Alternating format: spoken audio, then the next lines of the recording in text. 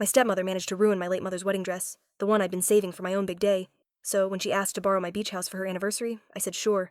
I just might have forgotten to tell her about the massive sewage problem happening there. Let's just say her perfect celebration ended up being, quite literally, full of crap. My mom passed away from cancer when I was 16. Before she died, she made my Aunt Madeline promise to keep her wedding gown safe for me. It was this stunning vintage piece from the early 90s. Delicate lace, tiny pearls, and a kind of soft shimmer that made it look magical. She'd hand-sewn every single pearl herself. I still have one old photo saved on my phone. She's spinning in that dress, smiling like the happiest person alive. That photo has been my lock screen for years. Every time I glance at it, I can hear her voice saying, "Some things are made with love. You can feel it in every stitch." She spent half a year attaching those pearls, one by one, while watching reruns of Friends on our clunky old VHS player. 3 years after Mom died, my dad remarried a woman named Samantha. Well, how do I put this politely? She's always performing. Always trying to prove she's the perfect wife and stepmother, constantly reminding everyone how much better she is than my mom ever was. She's addicted to social media, always posting staged family photos on Instagram with captions like blended family blessings and bonus mom moments. I've told her more than once that I hate that term, but she doesn't care. Last Thanksgiving, she even made a TikTok about healing broken families, using photos of us without asking for permission. I only found out because my college roommate texted me the link. Fast forward to last month. I got engaged to my boyfriend Levi. When I shared the news, Samantha went into overdrive. Within 24 hours, she had an entire Pinterest board dedicated to our wedding. I told her I wanted something intimate and personal, but she still created a board called Modern Bride, Modern Life, and shared it with every mom group she's in on Facebook. I could roll my eyes at that. Fine. But what she did next crossed a line I can never uncross. My mom's dress had been safely stored at my mom's best friend Ivy's house, sealed in one of those preservation boxes that keep it perfect. Yesterday, Samantha offered to help out by picking it up since she was supposedly in the area. I didn't think much of it. She showed up at my house while I was FaceTiming my best friend Natalie, carrying the box like she was hauling groceries instead of something priceless. She set it right down on my kitchen counter, beside an open bottle of red wine. Now here's the weird thing. Samantha hates red wine. She's always bragging about how she only drinks white because it's cleaner.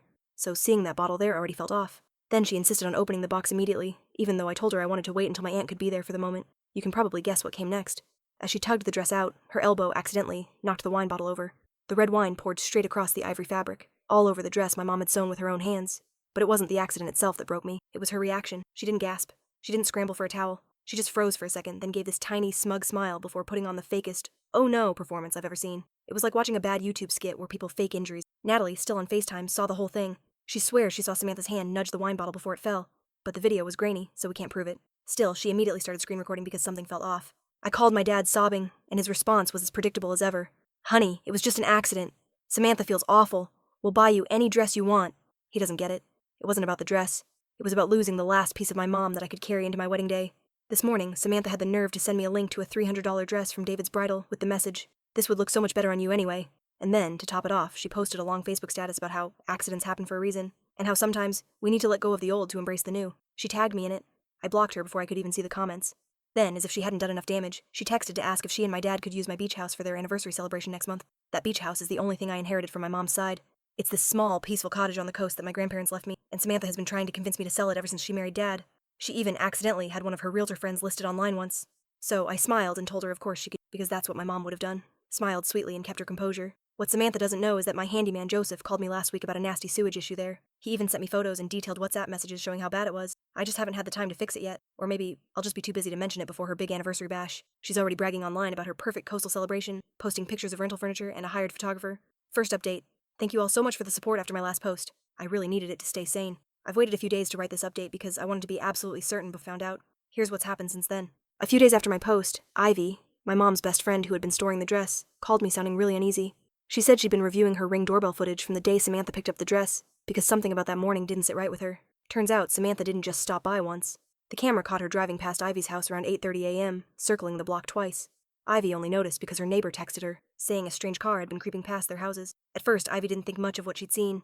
When Samantha actually came back around 2:30 that afternoon to pick up the dress, she was carrying a Target bag. Now, I know that isn't solid proof of anything, but watching the footage of her taking something small out of the bag and slipping it into her purse before ringing the doorbell, it just gives me a bad feeling. The more I rewatch that clip, the less it looks accidental. Every movement seems too careful, too planned. My stepsister Eva has been quietly texting me bits and pieces, but she's nervous about getting dragged into all this. She told me Samantha was acting obsessed with my engagement, spending hours scrolling through wedding blogs and Pinterest boards even before I'd mentioned wanting to wear Mom's dress. Honestly, I wasn't planning to dig any deeper until yesterday, when I met my Aunt Madeline for coffee. She brought along Dad's old laptop, the one she'd borrowed to help them with taxes. Aunt Maddie's been handling some of their finances ever since Mom passed, and she said she'd come across something strange while organizing receipts. She turned the screen toward me, and there it was. A Target receipt from early that same morning. The items listed were a bottle of red wine, the exact brand that spilled on my mom's dress, some cleaning supplies, and one of those cheap plastic drop cloths people use when painting. And here's the kicker. Samantha never buys red wine. She's always bragging about how she avoids it because it stains her veneers. The timestamp on that receipt read 6:45 a.m., hours before the supposed accident. When I showed it to Dad, he just went completely silent. Not angry, not defensive, just quiet. He sat there rubbing the old gold band from his first marriage, the one he still wears on his right hand, and finally muttered, "I didn't want to see it before, but there's been a pattern. I've kept the FaceTime screen recording Natalie took that day, even though the quality's too poor to prove anything on doubt. Still, it's evidence." Then Dad told me something that hit like a punch to the gut. Apparently, last year's accidental donation of Mom's cookbooks hadn't been accidental at all. He'd found them boxed up in the garage, labeled for donation weeks before Samantha claimed she'd mistakenly added them. He hadn't said anything back then because he assumed I wouldn't notice they were missing. That conversation was rough. He didn't cry or make big promises. He just stared at his hands and whispered, "I really screwed up, didn't I? Let her do this." It hurt worse than if he'd yelled. Meanwhile, Samantha's acting like nothing's happened. She keeps sending me links to new dresses with little notes like, "This one feels so much more you than your mom's old gown." And then there's the beach house situation still hanging over us. She's gone all out. There's already a Facebook event for their romantic anniversary party, 35 people confirmed, and more RSVPs rolling in. Her Instagram stories are full of seaside inspiration photos and tagged rental companies. Yesterday, she texted a whole paragraph about table layouts and asked if the house had enough bathrooms for all the guests.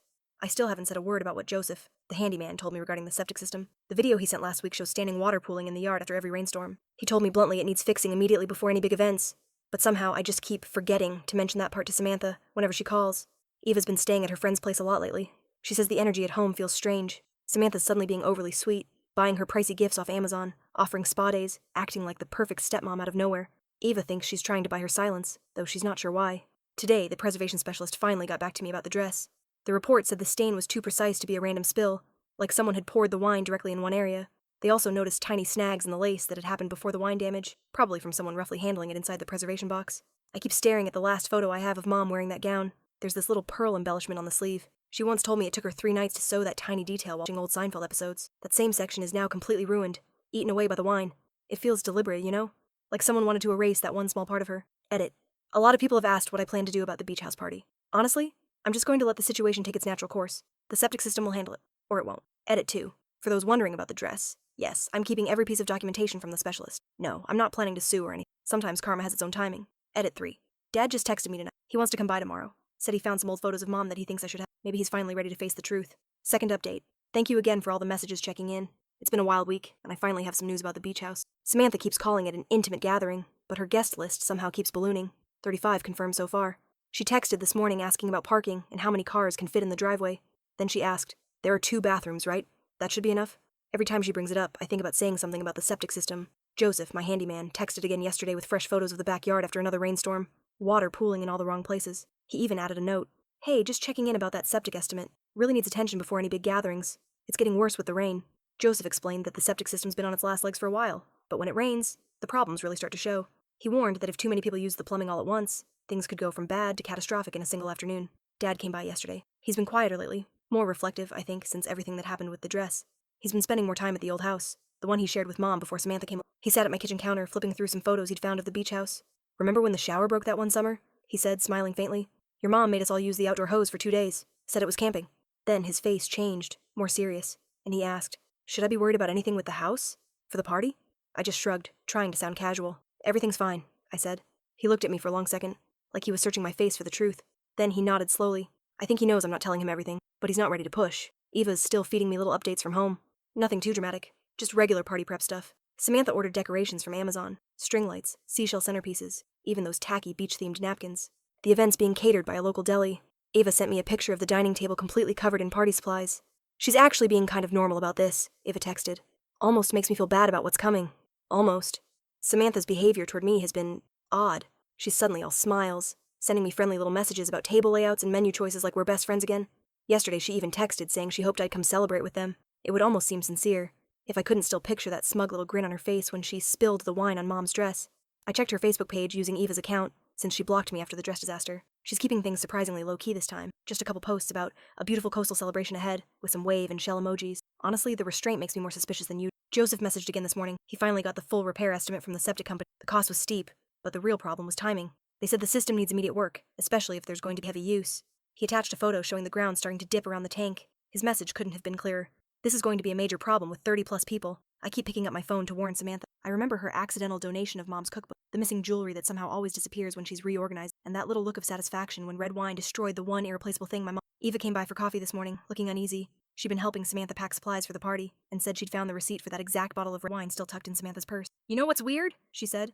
"Mom never drinks red wine. She says it stains her teeth. But she bought that bottle the same morning she picked up your dress. The party's set for Saturday." Samantha texted asking if I could leave the key under the mat Friday so they can start setting up early. She said she wanted to arrange the furniture and set up a drink station near the downstairs bathroom. I texted back a simple, "Sure, no problem," and turned off my notifications. The septic problem isn't my fault. I didn't cause it. I didn't ignore it on purpose. It's just unfortunate timing. At least that's what I keep telling myself. Edit. Eva just sent me a photo of Samantha's outfit for the party. All white, of course. Third update. So the beach house party happened yesterday, and it went exactly the way I figured it would, maybe even worse. I drove by around noon, right as guests were arriving. The setup looked like something out of a lifestyle blog. White chairs, floral centerpieces, a buffet table lined with trays from the catering company. Samantha was strutting around in her designer white dress, barking instructions at everyone. At first, things seemed fine. Then, around 1:30, Eva texted, "Bad smell in the backyard. Mom's getting annoyed." A few minutes later came another. "Downstairs toilet won't flush properly." By 2 o'clock, both bathrooms were acting up, and people started whispering about the odor. Samantha kept brushing it off, saying it was just low tide. By 2:30, my neighbor called, "Hey, there's something wrong with your yard. Water's bubbling up everywhere." Meanwhile, Ava's messages were coming non-stop. "Ground's getting really soft." Then, "Mom's freaking out at the caterers because guests keep asking to use their van's bathroom." And then, it all collapsed. Literally.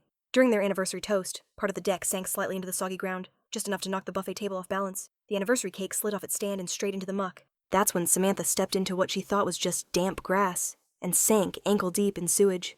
In her spotless white dress. Right there, in front of everyone.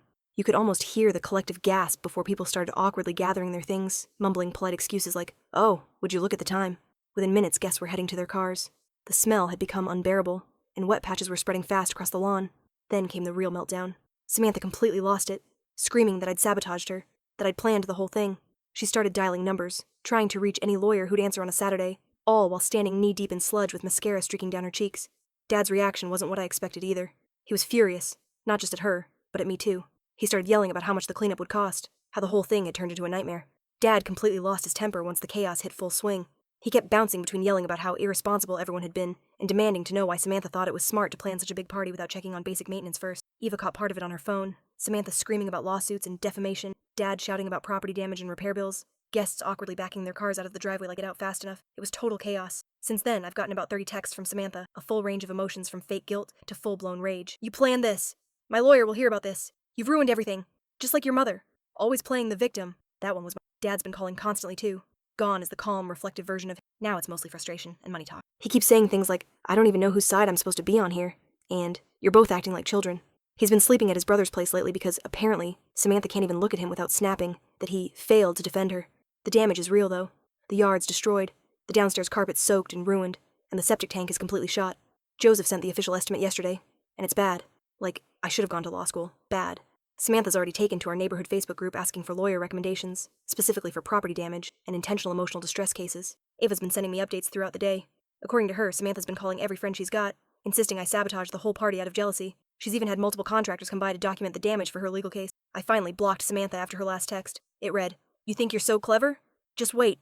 That beach house won't be yours for long once my lawyers are done. Hope it was worth it." Last update. It's been about a month since what my friends now refer to as the septic apocalypse. I wasn't planning to post another update, but enough has happened that it feels worth sharing. The immediate aftermath went about how you'd imagine. Samantha really did contact 3 different lawyers, but that went nowhere once they saw Joseph's messages and the photos showing I'd been warned about the septic system in advance. Turns out it's hard to claim negligence when you host a 35-person event without asking a single question about plumbing or capacity. The financial side, though, was brutal. The new septic system alone cost about $21,000, plus another $3,000 for landscaping downstairs. Insurance covered a portion after the deductible, but it still took a painful chunk out of my savings. Dad offered to split the costs, which somehow led to another screaming match between him and Samantha. They're still arguing about who's responsible. Samantha's not talking to me, not directly anyway. She's back to her favorite hobby, posting thinly veiled Facebook statuses about toxic relatives and people who sabotage out of envy. Dad's trying to play peacemaker, which is going about as well as it always does. He'll call to talk about logistics or repair payments, but go silent when I'm at the dress. Last week he actually said, "I know you both made mistakes. Can't we just move on?" Classic Dad, desperate to smooth things over without actually addressing anything. Eva's caught right in the middle. She stays with me some weekends just to get a break, but Samantha's been laying on the guilt thick, throwing around words like family loyalty and betrayal. Eva said Samantha even went through her phone one night and deleted the videos she took at the party. The house itself is finally fixed. The new septic system works perfectly. The yard's been restored, the carpet replaced. If you didn't know what happened, you'd never guess that a full-blown disaster unfolded there just weeks ago. But weirdly enough, that whole ordeal sent ripples through the family in ways I didn't expect. Aunt Madeline refuses to speak to Dad because he wouldn't take his side. 2 of my cousins canceled their usual summer stay at the beach house, not wanting to be caught in the middle. Family events are awkward now. full of hushed conversations and strategic scheduling to avoid overlapping with whoever's feuding that. Samantha's still living at home, but she's been spending weekends at her sister's place to heal. She keeps telling people she's considering a move because their current house has too many pain. Dad just looks exhausted when the dress is still hanging. I tried getting it professionally restored, but the specialist said the wine damage was permanent. I've started browsing new wedding dress styles online, not because I've stopped caring, but because I can't keep living in the past. I want something that's mine, not another reminder of everything that went wrong. Eva mentioned yesterday that Samantha's been looking at beach house listings in another town. Apparently she's planning a redemption anniversary party next year, this time without certain people involved. Dad stopped by last weekend to check out the finished repairs. He walked around the yard quietly, hands in his pockets, and finally said, "Your mom would hate what this house has done to the family." Not exactly the moment of closure I think either of us expected, but he's right. There's no neat ending here. No big revelation or movie-style reconciliation. Nobody's divorcing, nobody's apologizing, and no one's suddenly found enlightenment. It's just awkward holidays ahead and careful calendar planning to keep everyone from crossing paths. Edit. For everyone asking about legal fallout, there won't be any. The lawyers basically told everyone to drop it. No one has a solid Edit 2. And yes, I still plan to get married at the beach house. Samantha already said she won't if I do, which honestly makes me even more certain I'm choosing the right venue. Dad's stressed about it. That's a problem for